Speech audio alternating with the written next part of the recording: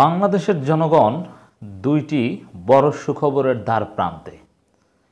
একের পর এক রাঘব বোয়ালদের পতন হচ্ছে, সামনে আরও অনেক কিছু ঘটবে। আওয়ামী লীগের দুই গ্রুপের কামড়াকামড়ির অনেক সুফল আমরা জনগণ পাব। দর্শক, আমরা কথা বলছি 21 জুন 24। বাংলাদেশে যেহেতু একটা ক্লেপ্টোক্যারেসি চলছে, একটা চোরতন্ত্র চলছে, এই বাংলাদেশে আমরা ন্যায় বিচার প্রত্যাশা করি না। আইনের শাসন, একেবারেই ইনসাফপূর্ণ বিচার, এটা বাংলাদেশে অসম্ভব। তবে হ্যাঁ, এর মধ্যে শত খারাপের মধ্যে যতটুকু ভালো পাওয়া যায়, যেমন বেনজির, আজিজ, আসাদুজ্জামান মিয়া ইত্যাদি ইত্যাদি, এদের ক্ষেত্রে সরকার ন্যায় বিচার করবে এটা আমরা প্রত্যাশাও করি না। কিন্তু কিছুটা হলেও যদি এদেরকে বিসর্জন দেয়, তার মধ্যেই আমাদের সুখ খুঁজতে হবে, তার মধ্যেই আমাদেরকে মজা খুঁজতে হবে, তাতে আমাদের খুশি হতে হবে। বাকি কাজগুলো যখন জনগণের সরকার প্রতিষ্ঠিত হবে তখন আমরা করব। তবে এই যে বেনজির, আজিজ, আসাদুজ্জামান মিয়া এদেরকে সরকার বিসর্জন দিচ্ছে, এই বিসর্জন দেওয়ার মধ্যে বর্তমান কর্মকর্তাদের জন্য সেনাবাহিনী, পুলিশ বা অন্যান্য প্রশাসন কিংবা এই ছাগলকাণ্ডে ধরা খাওয়া সেই কর্মকর্তা, এগুলো বর্তমান কর্মকর্তাদের জন্য গুরুত্বপূর্ণ বার্তা দেয়। এই বার্তাগুলো আমাদের জন্য এনজয়েবল।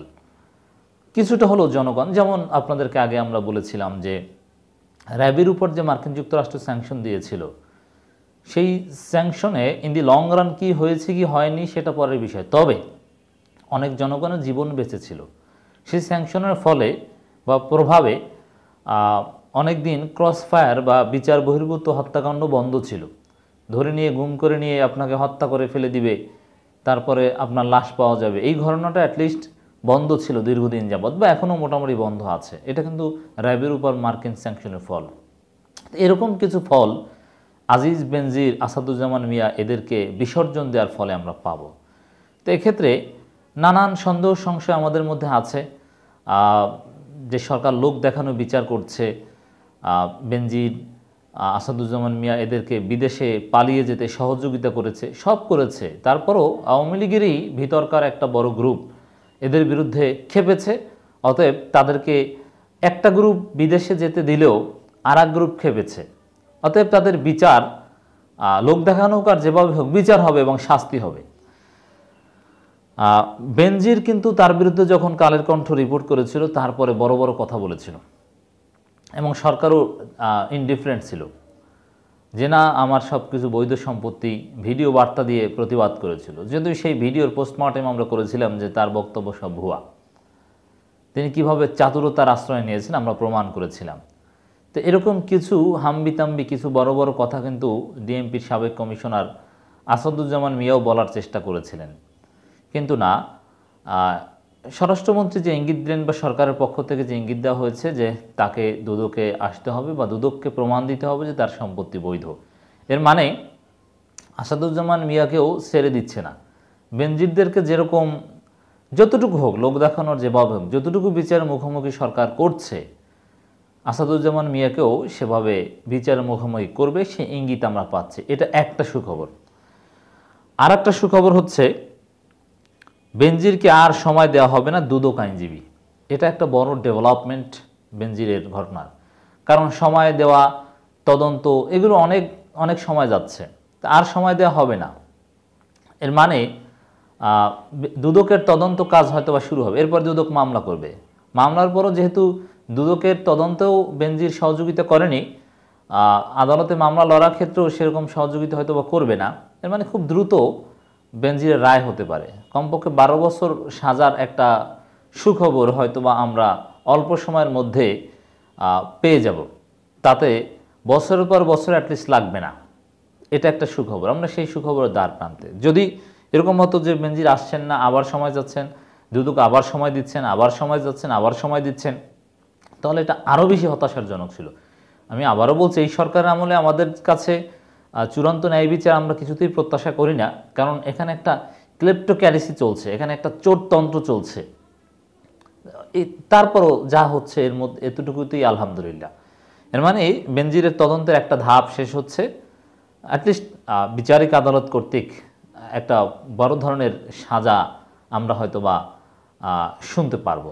মামলা হবে, মামলা শুনানি, এতে বেশি দিন সময় লাগবে না। বিশেষ করে জ্ঞাত আয় বহির্ভূত সম্পত্তির এই আইনে মামলা করা এবং সেই মামলার রায় আনা বা এগুলো প্রমাণ করতে বেশি সময় লাগে না। হ্যাঁ, চূড়ান্তভাবে আপিলেট ডিভিশনে সেটা নিষ্পত্তি হয়, এটা অনেক সময় সাপেক্ষ ব্যাপার। কিন্তু বিচারিক আদালতের একটা রায়, এর মানে বেনজির সাজাপ্রাপ্ত, এই ফিলিংসটা আমরা হয়তো বা সেলিব্রেট করতে পারবো। এটার দুদক আইনজীবীর এই বক্তব্য সেই প্রমাণ করে, যদিও সেটা 2-1 মাসে না, এটা কমপক্ষে 6 মাস লাগবে, সেটাও আমাদের জন্য ভালো। পুলিশের সাবেক মহাপরিদর্শক আইজিপি বেনজির আহমেদকে রোববার 23 জুন দুর্নীতি দমন কমিশনে হাজির হতে হবে। এ সময় তিনি হাজির না হলে তাকে আর সময় দেওয়া হবে না বলে জানিয়েছেন দুদকের আইনজীবী মোহাম্মদ খুরশিদ আলম খান। আর এটা আমরা বুঝি যে তার এই সময়ের মধ্যে আদালত দুদকে হাজির হওয়ার কোনো সম্ভাবনা আপাতত নেই। সুপ্রিম কোর্ট প্রাঙ্গণে সাংবাদিকদের সাথে আলাপকালে কথা জানান দুদকের আইনজীবী।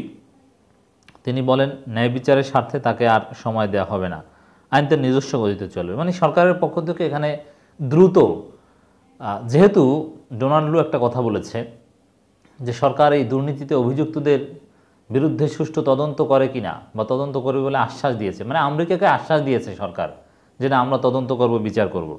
সে আশ্বাস অনুযায়ী কতটুকু কাজ করছে এটা যুক্তরাষ্ট্র কিন্তু দেখছে।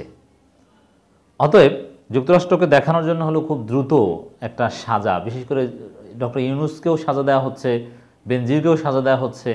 ডক্টর ইউনূসেরটা জাস্টিফাই করার জন্য হলো দ্রুত একটা সাজার ব্যবস্থা, এটা ন্যায় বিচার সেটা বলবো না, কিন্তু দ্রুত একটা সাজার ব্যবস্থায় রিপিট সরকার করতে পারে বেনজিরের ক্ষেত্রে। তিনি বলেন, জ্ঞাত আয় বহির্ভূত সম্পদ অর্জনের অভিযোগে বেনজির আহমেদ ও তার পরিবারের সদস্যদের বিরুদ্ধে অনুসন্ধান চলছে, তার বিরুদ্ধে আরও অপরাধলব্ধ সম্পদের প্রমাণ মিলেছে। এখানে অনেকগুলো অভিযোগ, অর্থ পাচার মামলা, জ্ঞাত আয় বহির্ভূত, অন্যের সম্পত্তি দখল, প্রতারণা, অনেক মামলা হবে। তবে জ্ঞাত আয় বহির্ভূত এটা খুব স্বল্প সময়ের প্রক্রিয়ায় একটা নিষ্পত্তি সম্ভব। এর আগে বেনজির আহমেদকে দুদকে জিজ্ঞাসাবাদের জন্য নতুন করে তারিখ দেয় দুর্নীতি দমন কমিশন। 23 জুন তাকে দুদকে হাজির হতে বলা হয়। দুদক সচিব খোরশেদা ইয়াসমিন বলেন, জ্ঞাত আয় বহির্ভূত সম্পদ অর্জনের অভিযোগের বিষয়ে বেনজির আহমেদকে দুদকে তলব করলেও শুনানিতে অনুপস্থিত থাকায় 23 জুন তারিখ ধার্য করা হয়।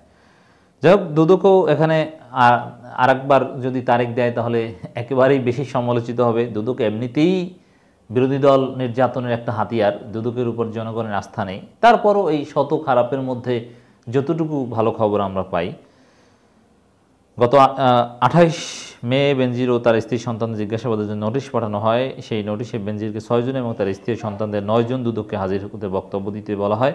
কিন্তু 5 জন রাজধানীর সেগুনবাগিচা দুদক কার্যালয়ে বেনজিরের পক্ষ থেকে তার আইনজীবী আরও 15 দিনের সময় চান। তার আইনজীবী জানেন কোথায় আছেন, এরপর আর সময় চাইবেন না বা সময় চাইলে সময় দেওয়া হবে না। তখন কি বলবে যে আমরা সময় চেয়েছিলাম, সময় দেয়নি, এই জন্য আসতে পারেনি বা এই কারণে আসতে পারেনি। যদিও বেনজির বলবেন না, তার আইনজীবী একটা দায়সারা বক্তব্য দিয়ে তিনি পর্দার অন্তরালে চলে যাবেন। যাই হোক দর্শক, এই আসাদুজ্জামান মিয়া সাহেব এবং বেনজির, এই দুইজন হয়তোবা জয় বাংলা হতে যাচ্ছে।